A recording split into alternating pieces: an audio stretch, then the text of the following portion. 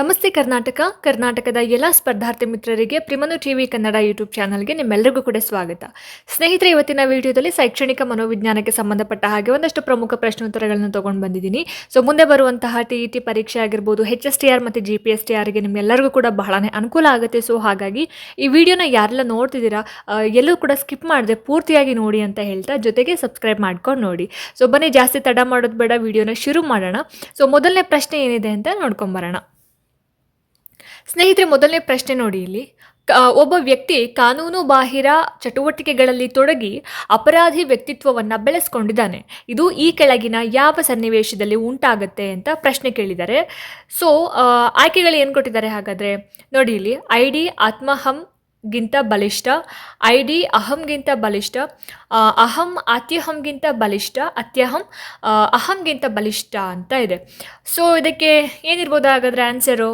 Option B, ID ಅಹಂಗಿಂತ ಬಲಿಷ್ಠ ಅನ್ನೋದು ಸರಿಯಾಗಿರುವಂತಹ answer ಆಗಿರುತ್ತೆ. ನೆಕ್ಸ್ಟು ಎರಡನೇ ಪ್ರಶ್ನೆ. ಪಾಠವನ್ನು ಪರಿಚಯಿಸುವಾಗ ಶಿಕ್ಷಕರು ಮಾಡುವಂತಹ ಚಟುವಟಿಕೆ ಡ್ಯಾಶ್ ಅಂತ ಕೇಳಿದ್ದಾರೆ. ಸೊ ಪಾಠ ಪರಿಚಯ, ಇಂಟ್ರೊಡಕ್ಷನ್ ಕೊಡಬೇಕಾದ್ರೆ ಟೀಚರ್ಸ್ ಕೆಲವೊಂದು ಆಕ್ಟಿವಿಟೀಸ್ನ ಮಾಡಿಸ್ತಾರೆ ಮಕ್ಕಳ ಹತ್ರ. ಸೊ ಅದು ಯಾವುದು, ಹೇಗಿರಬೇಕು, ಏನು ಅಂತ ಹೇಳಿಬಿಟ್ಟು ಪ್ರಶ್ನೆ.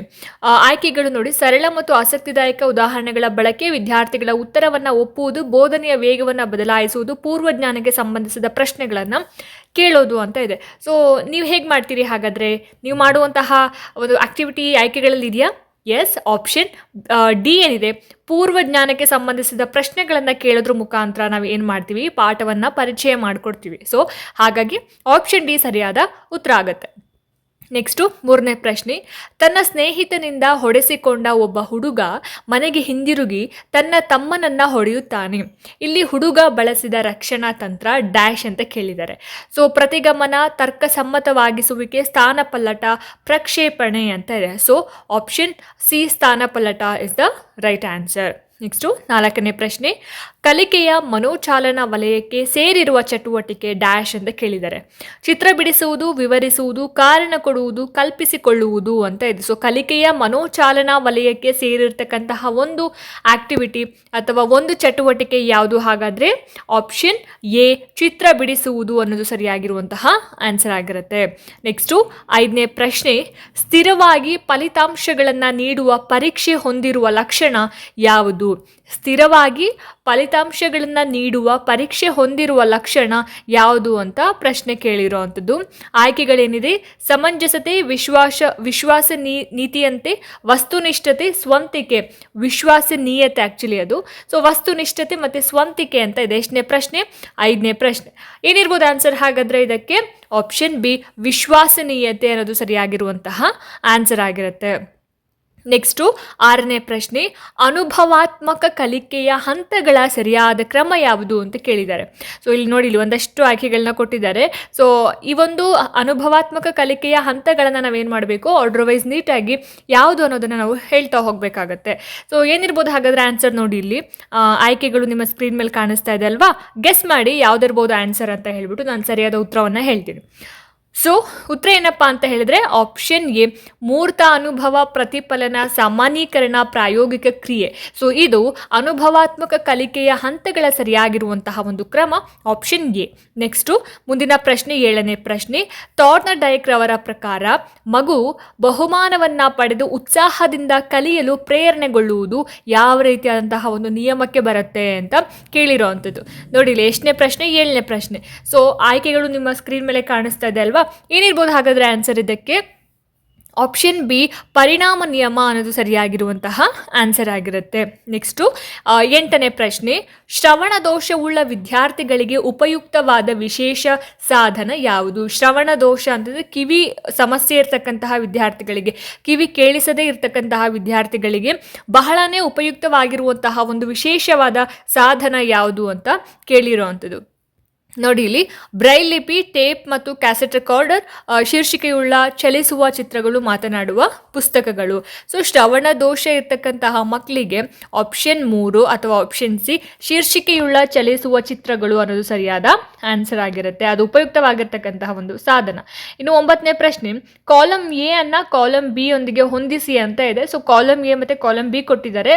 ಇದನ್ನು ನಾನು ಡೈರೆಕ್ಟಾಗಿ ಆನ್ಸರ್ ಹೇಳ್ಬಿಡ್ತೀನಿ ಯಾವ ಆನ್ಸರ್ ಸರಿಯಾಗಿದೆ ಅಂತ. ಸೊ ಆಪ್ಷನ್ ಸಿ ಸರಿಯಾಗಿರುವಂತಹ ಉತ್ತರ. ನಾವು ಇವಾಗ ಇದನ್ನು ನಾವು ಮ್ಯಾಚ್ ಮಾಡ್ಕೊತಾ ಹೋಗೋಣ. ಆಪ್ಷನ್ ಸಿ ಅಲ್ಲಿ ಒಂದನೇದು ಏನಿದೆ ನೋಡಿ, ಒಂದು ಸೂಕ್ಷ್ಮ ಮತ್ತು ಕೋಪ ಅಂತ ಇದೆ. ಸೂಕ್ಷ್ಮ ಮತ್ತು ಕೋಪ ಅಂತ ಬಂದಾಗ ಆಪ್ಷನ್ ಸಿ ಏನು ಕೊಟ್ಟಿದ್ದಾರೆ ನೋಡಿ, ಭಾವನಾತ್ಮಕ ವಿಕಾಸ.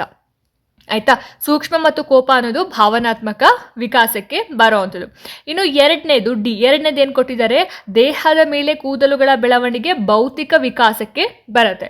ಇನ್ನು ಮೂರನೇದು ಕಲ್ಪನಾ ಶಕ್ತಿಯ ಬೆಳವಣಿಗೆ ಅಂತಕ್ಕಂಥದ್ದು ಇಲ್ಲಿ ಯಾವುದಕ್ಕೆ ಬರುತ್ತೆ, ಜ್ಞಾನಾತ್ಮಕ ವಿಕಾಸಕ್ಕೆ ಬರುವಂಥದ್ದು. ಆಯ್ತಾ, ಕಲ್ಪನಾ ಶಕ್ತಿಯ ಬೆಳವಣಿಗೆ ಜ್ಞಾನಾತ್ಮಕ ವಿಕಾಸಕ್ಕೆ ಬರುವಂಥದ್ದು. ಇನ್ನು ಮಾನವೀಯತೆ ಅಂತ ಬಂದಾಗ ನೈತಿಕ ವಿಕಾಸಕ್ಕೆ ಬರುವಂಥದ್ದು. ಸೊ ಇದನ್ನ ನಾನು ನೀವೇನ್ ಮಾಡಿ ಅಂದ್ರೆ ಕಾಲಮ್ ಎ ಕಾಲಮ್ ಬಿ ಅಂತ ಹಾಕೊಂಡು ನೀಟಾಗಿ ಮ್ಯಾಚ್ ಮಾಡ್ಕೊಂತ ಹೋಗ್ಬೇಕಾಗತ್ತೆ.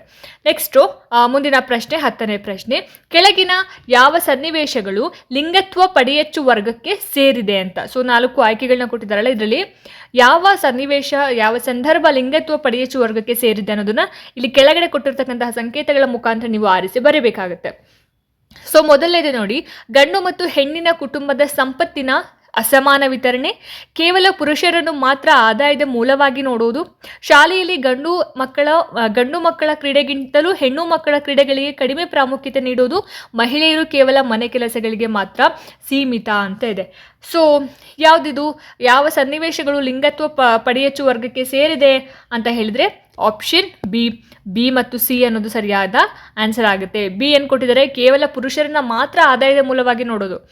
ಕೇವಲ ಗಂಡ್ಮಕ್ಳು ಮಾತ್ರ ದುಡಿಯಕ್ಕೆ ಹೋಗ್ತಾರೆ, ಅವ್ರು ಮಾತ್ರ ಸಂಬಳ ತಂದು ಮನೆ ಕೊಡ್ತಾರೆ, ಮನೆ ನಡೆಸ್ತಾರೆ ಅಂತ. ಬಟ್ ಇವಾಗ ಜನ್ರೇಷನ್ ಚೇಂಜ್ ಆಗಿದೆ. ಪ್ರತಿಯೊಂದು ಮನೆಯಲ್ಲಿ ಪ್ರತಿಯೊಬ್ಬರು ಹೆಣ್ಮಕ್ಳು ಕೂಡ ದುಡಿಯಕ್ಕೆ ಹೋಗ್ತಾರೆ. ಹೆಣ್ಮಕ್ಳು ಕೂಡ ಆದಾಯದ ಮೂಲನೇ ಇವಾಗ ಅಲ್ವಾ. ಸೊ ಹಾಗಾಗಿ ಸಿ ಏನು ಕೊಟ್ಟಿದ್ದಾರೆ ನೋಡಿ, ಇಲ್ಲಿ ಶಾಲೆಯಲ್ಲಿ ಗಂಡು ಮಕ್ಕಳ ಕ್ರೀಡೆಗಿಂತಲೂ ಹೆಣ್ಣು ಮಕ್ಕಳ ಕ್ರೀಡೆಗಳಿಗೆ ಕಡಿಮೆ ಪ್ರಾಮುಖ್ಯತೆಯನ್ನು ನೀಡುವುದು.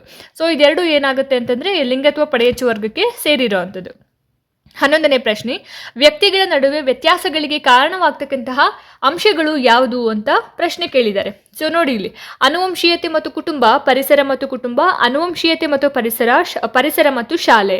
ಸೊ ಏನಿರ್ಬೋದು ಹಾಗಾದ್ರೆ ಆನ್ಸರ್ ಇದಕ್ಕೆ, ವ್ಯಕ್ತಿಗಳ ನಡುವೆ ವ್ಯತ್ಯಾಸಗಳಿಗೆ ಕಾರಣವಾಗ್ತಕ್ಕಂತಹ ಅಂಶ ಅನುವಂಶೀಯತೆ ಮತ್ತು ಪರಿಸರ ಅನ್ನೋದು ಸರಿಯಾಗಿರುವಂತಹ ಆನ್ಸರ್ ಆಗಿರುತ್ತೆ.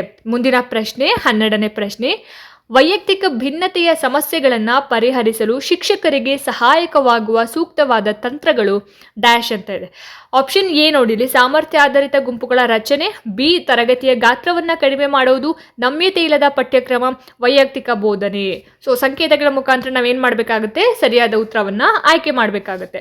ಆಪ್ಷನ್ ಎ ಬಿ ಮತ್ತು ಡಿ ಸರಿಯಾಗಿರುವಂತಹ ಉತ್ತರ. ನೋಡಿರಿ, ಎ ಬಿ ಮತ್ತು ಡಿ ಏನಿದೆ, ಸಾಮರ್ಥ್ಯ ಆಧಾರಿತ ಗುಂಪುಗಳ ರಚನೆ, ತರಗತಿಯ ಗಾತ್ರವನ್ನು ಕಡಿಮೆ ಮಾಡೋದು, ಹಾಗೆ ವೈಯಕ್ತಿಕ ಬೋಧನೆ ಅನ್ನೋದು ಸರಿಯಾಗಿರುವಂತಹ ಆನ್ಸರ್ ಆಗಿರುತ್ತೆ. 13ನೇ ಪ್ರಶ್ನೆ, ಈ ಕೆಳಗಿನವುಗಳಲ್ಲಿ ಯಾವುದು 3 ಆಯಾಮದ ಬೋಧನೋಪಕರಣ?